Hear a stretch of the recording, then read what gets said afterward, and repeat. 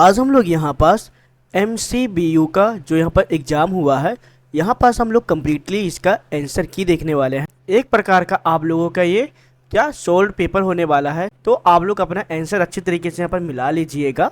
और ये video BSc, BH, SC and इसके अलावा अगर आप लोग BA या फिर BCom वाले आते हैं तो आप लोग इस वीडियो को लास्ट तक अच्छी तरीके देख लीजिएगा। अगर आपका पेपर यहाँ पास होने वाला है या फिर पेपर यहाँ पर हो चुका है और ये पेपर आपका 2024 का है, तो आप लोग इन क्वेश्चन को अच्छी तरीके देख लीजिएगा। और यह वीडियो MP के ऑल स्टूडेंट यहाँ पर देख सकते हैं, तो आप लोग कंफ्यूज मत होइएगा क्योंकि आपके जो सिलेबस है वो सेम ही है। जैसे कि आपका यहाँ पर देख सकते हैं फाउंडेशन कोर्स का पेपर है, जो कि ये आपका सेकंड पेपर रहने वाला है, जिसमें आपका इन्वायरमेंटल स्टडीज यानी कि पर्यावरण अध्ययन और दूसरा योगा एंड मेडिटेशन यानी कि योग और ध्यान यहाँ पास होगा। चलिए हम लोग यहाँ पर एक एक करके पूरे क्वेश्चन को अच्छी तरीके से देख लेते हैं, कितने क्वेश्चन आप यहाँ पर राइट किए हैं और कितने क्वेश्चन आप लोग यहाँ पर रॉन्ग किए हैं। अब यहाँ पास पहला क्वेश्चन आता है, इकोसिस्टम शब्द किसने प्रतिपादित किया?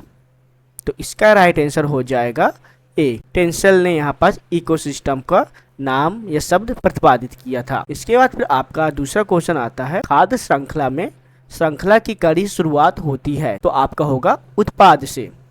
इसके बाद फिर आपका अगला क्वेश्चन आता है, पर्यावरण में जैविक कारक उपस्थिति होती है, यानी कि जो आपका जैविक कारक है ये उपस्थित होते हैं या फिर नहीं होते हैं, इनके बारे में आपको बताना है। तो इसका भी राइट आंसर हो जाएगा हाँ, यानी कि पर्यावरण में जैविक कारक उपस्थित होते हैं। फिर यहाँ पर पूछा गया है, पारिस्थितिक तंत्र का रेखीय चित्रांकन कहलाता है, तो क्या कहलाता है? तो आपका हो जाएगा सी, खाद्य श्रृंखला यहाँ पास कहलाता है। एंड इसके बाद फिर आपका अगला क्वेश्चन आता है, राष्ट्रीय उद्यान है, तो इनमें से आपका राष्ट्रीय उद्यान क्या हो जाएगा? इसका राइट आंसर आपका होता है ए, वन्य जीवन संरक्षण केंद्र। एंड इसके बाद फिर अगला क्वेश्चन यहाँ पास आता है, माधव राष्ट्रीय उद्यान स्थित है, तो माधव राष्ट्रीय उद्यान कहाँ स्थित है? शिवपुरी में है, यानी कि ए नंबर आपका यहाँ पास राइट होगा। इसके बाद फिर पूछा गया है, जल संसाधन है, जल संसाधन क्या है? तो एक प्रकार का नदी, तालाब, ग्लेशियर यानी कि उपयुक्त सभी होंगे। उसके बाद पूछा गया है, हरित ऊर्जा का स्रोत है, तो हरित ऊर्जा स्रोत आपका पूरे हैं, जैसे कि सौर ऊर्जा हो गया, पवन ऊर्जा होगा, टाइडल ऊर्जा हो गया, यानी कि उपयुक्त यहाँ पास कह सकते हैं। इसके बाद पूछा गया है, पेट्रोलियम व कोयला ऊर्जा है, तो पेट्रोलियम और कोयला ऊर्जा क्या होगा? अनविनीकृत है, यानी कि आपका ए नंबर यहाँ पर राइट है। एंड इसके बाद पूछा गया है, पृथ्वी पर जल का प्रतिशत है, तो सबको पता है तो पृथ्वी में जो जल का प्रतिशत है 70% है, यानी कि ए नंबर आपका राइट आंसर हो जाएगा। तो इसके बाद फिर आपका आता है, सतत विकास अवधारणा में शामिल है, सतत विकास अवधारणा में क्या शामिल है? तो यहाँ पास आपका हो जाएगा उपयुक्त सभी, यानी कि पोषक तत्व भी यहाँ पास है, भूखमरी दूर करना भी यहाँ पास हो जाता है, और यहाँ पास फिर आपका गरीबी उन्मूलन भी हो जाता है, यानी उपयुक्त सभी होगा। इसके बाद फिर अगला क्वेश्चन पूछा गया है, राष्ट्रीय उद्यान किस जगह स्थापित होते हैं? तो इसका आपका राइट आंसर हो जाएगा प्रयुक्त सभी, यानी कि राष्ट्रीय उद्यान जो है वो नदी के किनारा हो गया, पहाड़ हो गया, जंगल हो गया, ऐसे जगहों में राष्ट्रीय उद्यान स्थापित किया जाता है। इसके बाद फिर आपका अगला क्वेश्चन पूछा गया है, स्वस्थानीय संरक्षण कहलाता है, क्या कहलाता है? तो इसका आपका राइट आंसर हो जाएगा उपयुक्त सभी, यानी कि राष्ट्रीय उद्यान भी कहलाता है, जैव मंडल भी हो गया, सेंचुरी भी हो गए, तो सब कहलाते हैं, यानी कि आप लोगों का डी नंबर राइट होगा। इसके बाद पूछा गया, वही स्थानीय संरक्षण में होता है, इसका राइट आंसर हो जाएगा उपयुक्त सभी, जल संरक्षण भी होता है, बीज संरक्षण भी होते हैं, तो आप लोग यहाँ पर देख सकते हैं। एंड अगर आपको यह वीडियो अच्छा लग रहा होगा तो आप लोग प्लीज चैनल को सब्सक्राइब कर लीजिएगा, हम ऐसे ही मॉडल पेपर यहाँ सॉल्व कराते रहते हैं। इसके बाद फिर अगला क्वेश्चन पूछा गया है, शीतोष्ण वन पाए जाते हैं, कहाँ पाए जाते हैं? तो ये आपका प्रयोग से सभी हो जाएगा। उत्तराखंड में भी आपका ठंडकपन होता है, हिमाचल प्रदेश भी हो गया, असम हो गए, तो ऐसे इलाके होते हैं वहाँ के जो वन होते हैं वहाँ क्या ठंडक पाया जाता है, यानी कि आपका प्रयोग सभी होगा। एंड इसके बाद फिर आपका अगला क्वेश्चन यहाँ पर पूछा गया है, मैंग्रोव वन पाए जाते हैं, तो आपका ए होगा, समुद्र के किनारे पाया जाता है, यानी कि ए नंबर आपका राइट है। इसके बाद फिर अगला क्वेश्चन पूछा गया है, तप्त स्थल कहलाते हैं, पौधों की अधिक जैव विविधता होती है, तब यहाँ पास तप्त स्थल यहाँ पास कहलाते हैं, यानी कि आपका सी नंबर राइट हो जाएगा। यदों की समस्याएं हैं, तो यहाँ पास आपका उपरोक्त सभी होगा, जैसा बाढ़ हो गया, भूकंप हो गए, तो ये सारे क्या होते हैं, वादों की समस्या में आते हैं। जल का सर्वाधिक उपयोग किया जाता है, यहाँ पर राइट आंसर हो जाएगा सिंचाई में। एंड इसके बाद फिर आपका अगला क्वेश्चन आता है, टिहरी बांध का निर्माण किस राज्य में हो रहा है? तो किस राज्य में यहाँ पर हो रहा है? तो ये आपका होगा उत्तरांचल में, यानी कि बी नंबर आपका राइट है। कावेरी जल विवाद किन राज्यों के बीच है? तो आपका यहाँ पर राइट आंसर हो जाएगा ए, तमिलनाडु और कर्नाटक के बीच में है। 22वां क्वेश्चन पूछा गया है, सर्वाधिक सूखा प्रभावित क्षेत्र कौन सा है? तो इनमें से आपको पता होगा राजस्थान सर्वाधिक सूखा प्रभावित क्षेत्र है, यानी कि आपका ए नंबर यहाँ पास राइट होगा। सर्वाधिक वर्षा वाला राज्य है, तो कौन सा राज्य है? वह है आपका असम। वनों बहुत पाया जाता है, यानी कि पेड़ पौधे बहुत पाए जाते हैं वहाँ, क्योंकि जो असम है वो एक हरियाली का क्षेत्र भी है।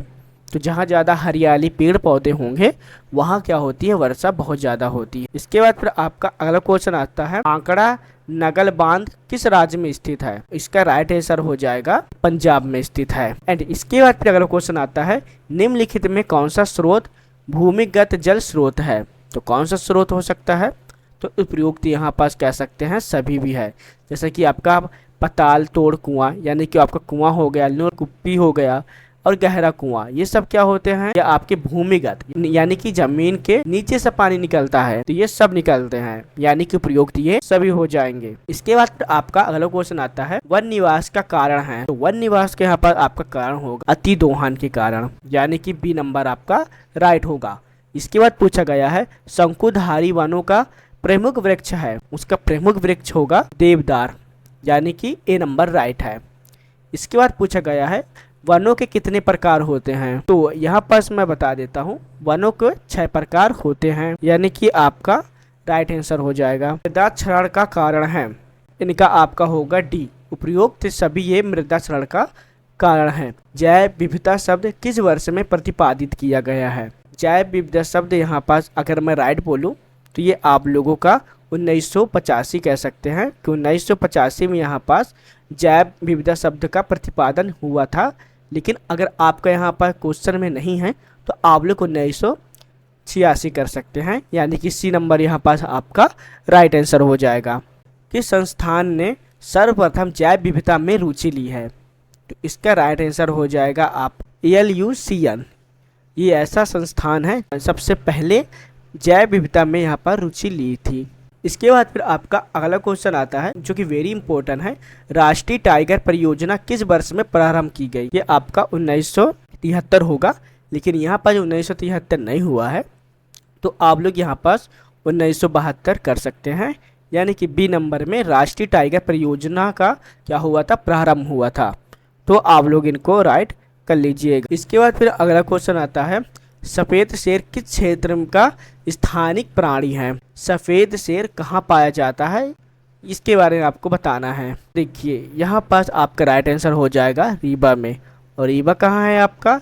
रीवा आपका यहाँ पास मध्य प्रदेश में आता है, यानी कि ए नंबर यहाँ पास राइट हो जाए। गर्म निरोधक गोली यानी कि मेरी सहेली किस संस्थान द्वारा बनाई गई है? लखनऊ में जो संस्थान है उसके द्वारा यहाँ पास बनाया गया है। विश्व में सर्वाधिक जनसंख्या वाला देश है, पहले तो यहाँ पास चीन था, लेकिन 2022 में यहाँ पास हमारा भारत हो चुका है, यानी कि यहाँ पास सी नंबर राइट हो जाएगा। तो आप लोग यहाँ पर कंफ्यूज मत होइएगा। एंड इसके बाद फिर आपका अगला क्वेश्चन आता है, विश्व पर्यावरण दिवस कब मनाया जाता है?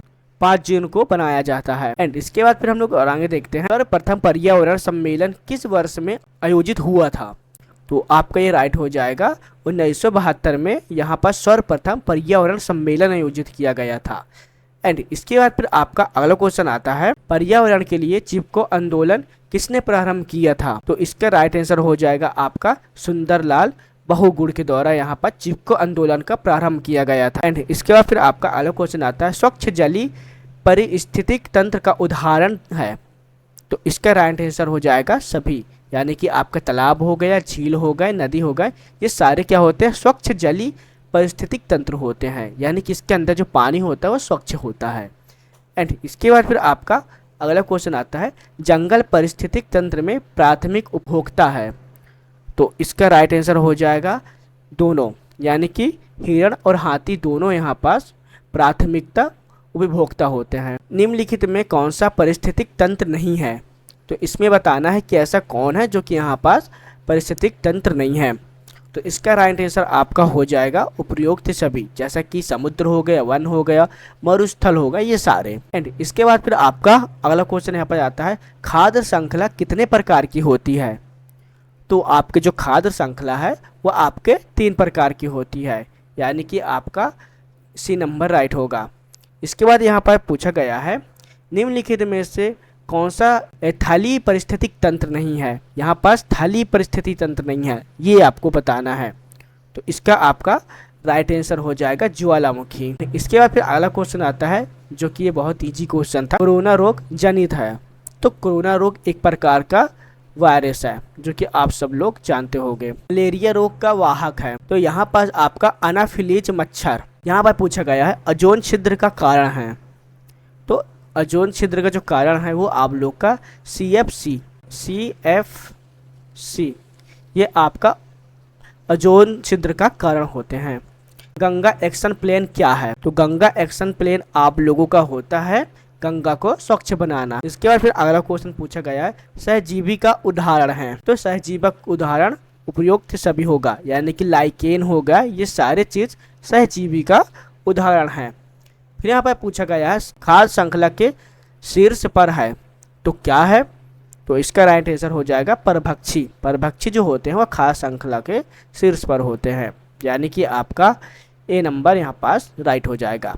एंड इसके बाद फिर हम लोग अपना लास्ट क्वेश्चन देख लेते हैं, हुगली नदी कहाँ स्थित है? तो जो हुगली नदी है वो आप लोगों का कोलकाता में स्थित है। 50 क्वेश्चन यहाँ पास हम लोग कम्प्लीटली देख चुके हैं।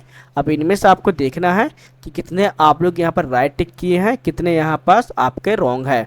अब हम लोग यहाँ पास आपके सेकेंड पार्ट यानी कि योगा एंड मेडिटेशन का क्वेश्चन पेपर देखने वाले हैं, तो आप लोग इनको भी अच्छे तरीके से मिला लीजिएगा। आधुनिक योग का पिता किसे कहा जाता है?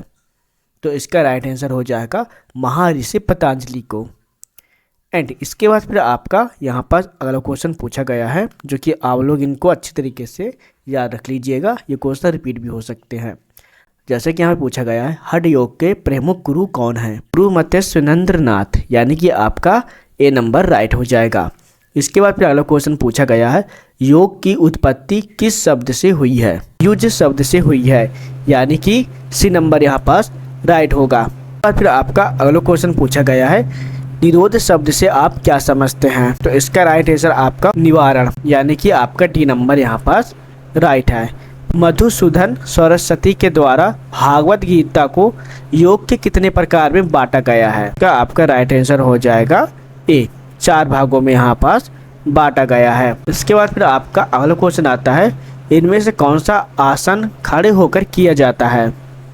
तो इसके भी आपका राइट आंसर होगा वीरभद्र जो आसन होता है उसे खड़े होकर किया जाता है।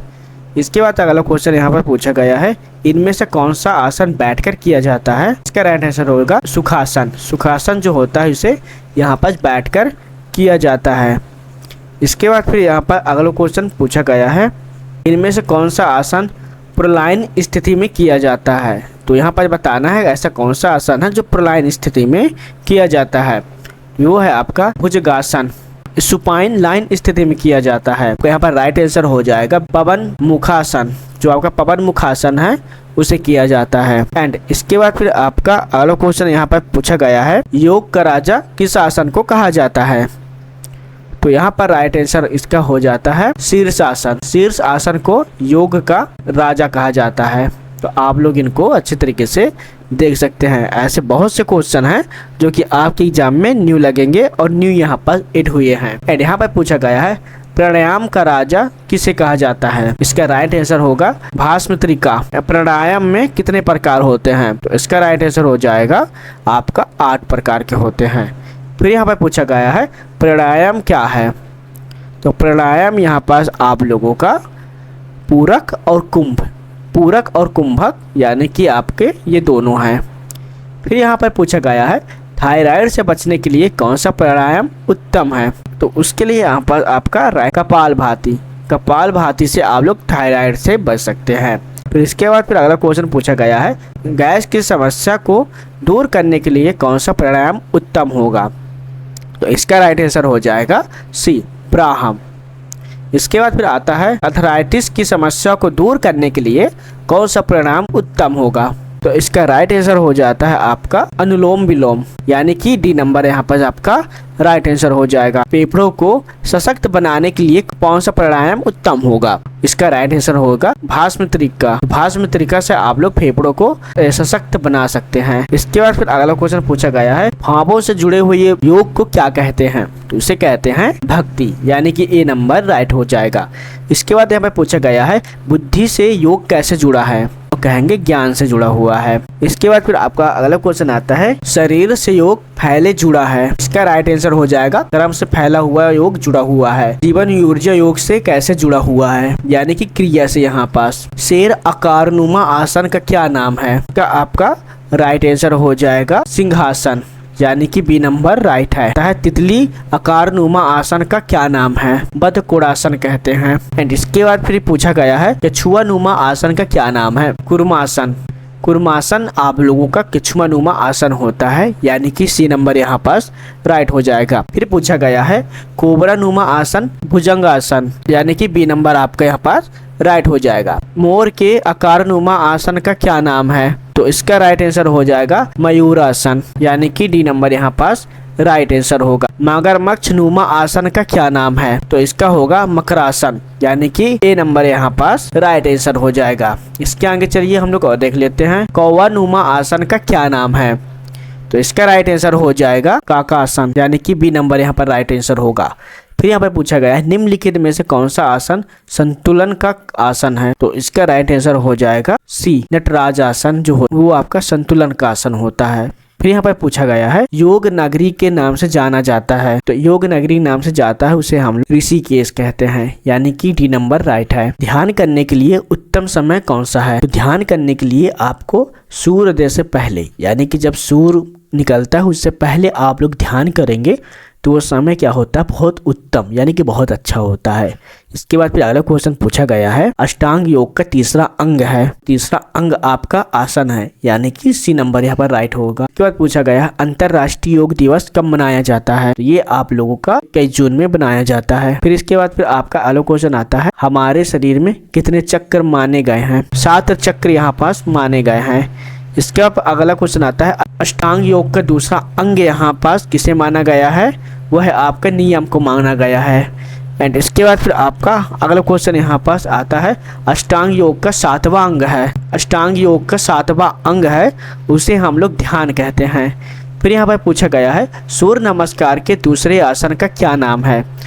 तो सूर्य नमस्कार के जो दूसरा आसन है हस्त उत्तनासन कहते हैं, यानी कि बी नंबर राइट होगा। फिर यहाँ पर पूछा गया है, सूर्य नमस्कार के चौथे आसन का क्या नाम है? तो इसका राइट आंसर हो जाएगा अश्व संचालासन, यानी कि ए नंबर राइट होगा। एंड इसके बाद पूछा गया है, सूर्य नमस्कार के 6वें आसन का क्या नाम है? तो इसका राइट आंसर हो जाएगा अष्टांगासन, यानी कि सी नंबर।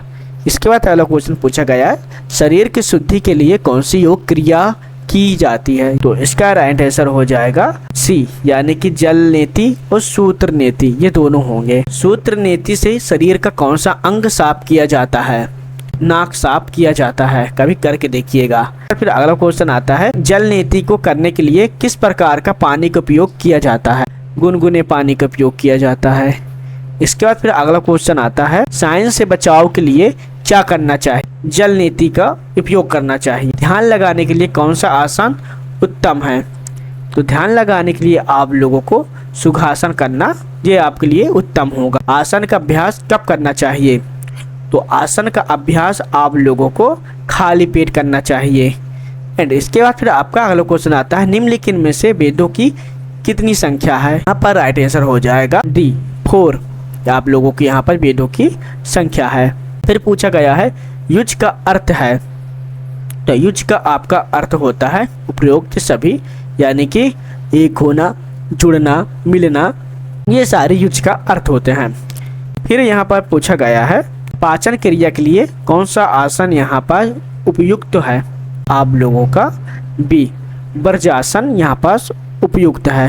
फिर यहाँ पर पूछा गया है योग की आत्मा किसे कहा जाता है, यानी कि डी नंबर। फिर यहाँ पर लास्ट क्वेश्चन आता है योग में क्या शामिल है, तो योग में आप लोगों का आसन शामिल है। तो आई होप कि यहाँ पर आप लोग क्वेश्चन को देख लिए होंगे।